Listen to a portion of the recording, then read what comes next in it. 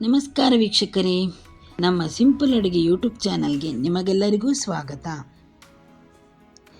ಇವತ್ತಿನ ನಮ್ಮ ರೆಸಿಪಿ ಗಣೇಶ ಚತುರ್ಥಿ ಗಣಹೋಮಕ್ಕೆ ದೇವರಿಗೆ ನೈವೇದ್ಯವಾಗಿ ತಯಾರಿಸುವಂತಹ ಅಪ್ಪ ಕಜ್ಜಾಯವನ್ನು ತಯಾರಿಸುವ ವಿಧಾನವನ್ನು ಇವತ್ತು ನಾನು ನಿಮಗೆ ತಿಳಿಸಿಕೊಡ್ತೇನೆ. ಈ ವಿಡಿಯೋ ನಿಮಗೆ ಇಷ್ಟವಾದಲ್ಲಿ ಲೈಕ್ ಮತ್ತು ಶೇರ್ ಮಾಡಿ. ನೀವು ನಮ್ಮ ಚಾನಲ್ಗೆ ಹೊಸಬರಾಗಿದ್ದಲ್ಲಿ ದಯವಿಟ್ಟು ಸಬ್ಸ್ಕ್ರೈಬ್ ಮಾಡಿ. ಅಪ್ಪ ಪ್ರಸಾದ ತಯಾರಿಸಲು ಬೇಕಾಗಿರುವ ಸಾಮಗ್ರಿಗಳು: ಒಂದು ದೊಡ್ಡ ಕಪ್ ಗೋಧಿ ಹಿಟ್ಟು, ಪುಡಿ ಮಾಡಿಟ್ಕೊಂಡಂತಹ ಒಂದು ಅಚ್ಚು ಬೆಲ್ಲ, ಒಂದು ಸಣ್ಣ ಕಪ್ ತೆಂಗಿನ ತುರಿ, ಕರಿಯಲಿಕ್ಕೆ ತುಪ್ಪ, ಏಲಕ್ಕಿ. ಮೊದಲಿಗೆ ಗೋಧಿ ಹಿಟ್ಟು ಮತ್ತು ತೆಂಗಿನ ತುರಿಯನ್ನು ಒಂದು ಮಿಕ್ಸಿ ಜಾರಿಗೆ ಹಾಕಿ ಸ್ವಲ್ಪ ನೀರು ಸೇರಿಸಿ ನುಣ್ಣಗೆ ರುಬ್ಕೊಳ್ಬೇಕು. ಒಂದು ಹದಕ್ಕೆ ರುಬ್ಕೊಂಡ ನಂತರ ಅದಕ್ಕೆ ಹುಡಿ ಮಾಡಿಟ್ಟಂತಹ ಬೆಲ್ಲ ಸೇರಿಸಿ ರುಬ್ಕೊಳ್ಬೇಕು. ಬೆಲ್ಲ ಹಾಕಿ ರುಬ್ಬುವಾಗ ನೀರು ಸೇರಿಸೋದು ಬೇಡ, ಬೆಲ್ಲದ ನೀರೇ ಬಿಟ್ಕೊಡ್ತದೆ, ಅಷ್ಟೇ ಸಾಕು. ಈಗ ರುಬ್ಬಿಕೊಂಡಂತಹ ಹಿಟ್ಟನ್ನು ಒಂದು ಬೌಲಿಗೆ ಹಾಕಿ ಅದಕ್ಕೆ ಹುಡಿ ಮಾಡಿದ ಏಲಕ್ಕಿಯನ್ನು ಸೇರಿಸಿ ಚೆನ್ನಾಗಿ ಮಿಕ್ಸ್ ಮಾಡಿಕೊಳ್ಳಿ. ಈ ವಿಡಿಯೋದಲ್ಲಿ ತೋರಿಸಿದ ಹಾಗೆ 1 ನಿಮಿಷ ಚೆನ್ನಾಗಿ ಮಿಕ್ಸ್ ಮಾಡಿಕೊಳ್ಬೇಕು.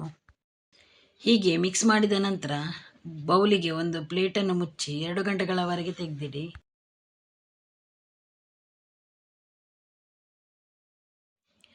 ಎರಡು ಗಂಟೆಗಳ ನಂತರ ಮತ್ತೊಮ್ಮೆ ಹಿಟ್ಟನ್ನು ಚೆನ್ನಾಗಿ ಮಿಕ್ಸ್ ಮಾಡಿಕೊಳ್ಬೇಕು. ಹಿಟ್ಟು ಈ ಹದಕ್ಕೆ ಇರಬೇಕಾಯ್ತಾ, ಹಿಟ್ಟಿನಲ್ಲಿ ಯಾವುದೇ ಗಂಟಿರಬಾರ್ದು. ಈಗ ಒಂದು ಅಪ್ಪದ ಕಾವಲಿಯನ್ನು ಸ್ಟವ್ ಮೇಲೆ ಇಟ್ಟು ಬಿಸಿ ಮಾಡಿಕೊಂಡು ಅದಕ್ಕೆ ತುಪ್ಪ ಸವರಿ. ಇದಕ್ಕೆ ತುಪ್ಪ ಸ್ವಲ್ಪ ಜಾಸ್ತಿ. ನೈವೇದ್ಯದ ಅಪ್ಪವನ್ನು ತುಪ್ಪದಿಂದಲೇ ಕರಿಬೇಕು. ಈಗ ತುಪ್ಪವನ್ನು ಕಾವಲಿಗೆ ಚೆನ್ನಾಗಿ ಸವರಿಕೊಳ್ಳಿ. ತುಪ್ಪ ಸವರಿದ ನಂತರ ಒಂದೊಂದೇ ಸೌಟನ್ನು ಅಪ್ಪದ ಕಾವಲಿಗೆ ಹಾಕಬೇಕು. ಈ ವಿಡಿಯೋದಲ್ಲಿ ತೋರಿಸಿದ ಹಾಗೆ ಒಂದೊಂದೇ ಸೌಟ್ ಹಿಟ್ಟನ್ನು ಅಪ್ಪದ ಕಾವಲಿಗೆ ಹಾಕ್ಕೊಳ್ಳಿ. ಈಗ ಗ್ಯಾಸನ್ನು ಸಿಮ್ ಮಾಡಿ ಒಂದು ಬಾವಡಿಯನ್ನು ಅಪ್ಪದ ಕಾವಲಿಗೆ ಮುಚ್ಚಿಡಿ. ಹೀಗೆ ಮುಚ್ಚಿಡುವುದರಿಂದ ಅಪ್ಪ ಬೇಗ ಬೇಯ್ತದೆ. ಈಗ ಪುನಃ ಒಂದು ಚಮಚ ತುಪ್ಪವನ್ನು ಹಾಕಿ ಅಲ್ಲೇ ಕರಿಲಿಕ್ಕೆ ಬಿಡಿ. ಒಂದು ಸೈಡ್ ಬೆಂದ ನಂತರ ಅಪ್ಪದ ಮುಳ್ಳಿನಿಂದ ಒಂದೊಂದಾಗಿ ಅಪ್ಪವನ್ನು ಕವುಚಿ ಹಾಕಿ ಈ ವಿಡಿಯೋದಲ್ಲಿ ತೋರಿಸಿದ ಹಾಗೆ ಒಂದೊಂದೇ ಅಪ್ಪವನ್ನು ಕವುಚಿ ಹಾಕ್ತಾ ಹೋಗಿ.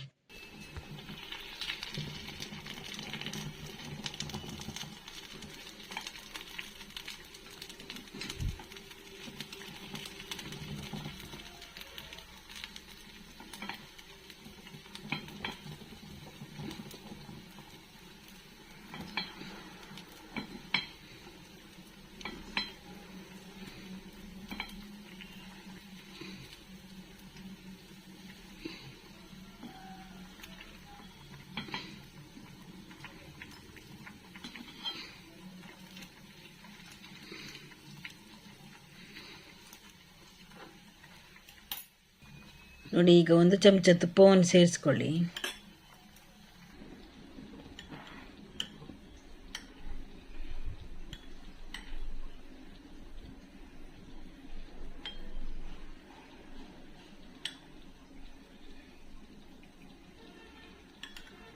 ಇದಕ್ಕೆ ತುಪ್ಪ ಹಾಕಿದಷ್ಟು ರುಚಿ ಜಾಸ್ತಿ ಆಯಿತಾ. ಈಗ ಅಪ್ಪ ಒಳ್ಳೆ ಕರ್ದಿದೆ. ಒಂದೊಂದೇ ಅಪ್ಪವನ್ನು ಮುಳ್ಳಿನಿಂದ ತೆಗೆದುಕೊಳ್ಳಿ.